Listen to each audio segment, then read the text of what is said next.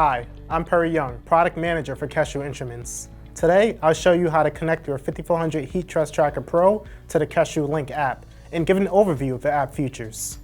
For more information on the Kestrel 5400 Heat Stress Tracker and to learn more about preventing exertional heat stress illness, please visit heatstress.com. First, you're going to want to download the Kestrel LiNK App.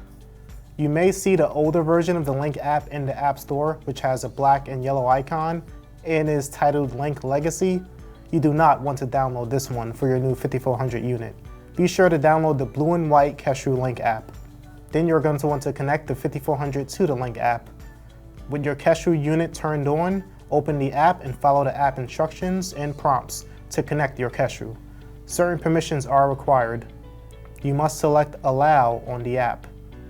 After scanning and connecting to your device, the real-time measurement screen will display the current readings from the Kestrel.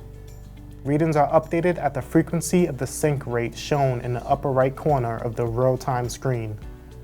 Use the buttons on the bottom navigation bar to explore other app features. Make sure Bluetooth is turned on in your mobile device.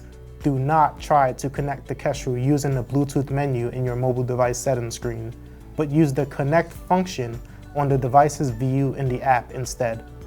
You may be asking yourself, what can I do in the LiNK app? Well, you can use it to view live data via dashboards. You can use our list view to view data. You can also look at historical data as well. You can take a snapshot of current data with GPS timestamps to log all conditions instantly. You can also add photos to snapshots. You can set up custom alerts for WBGT thresholds. You can access WBGT guidelines in the app. You can also use the app to share data. You can export game time and practice weather data reports. For more information on the Kestrel 5400 Heat Stress Tracker and the LiNK app, please visit heatstress.com and subscribe to our YouTube channel for tutorial videos.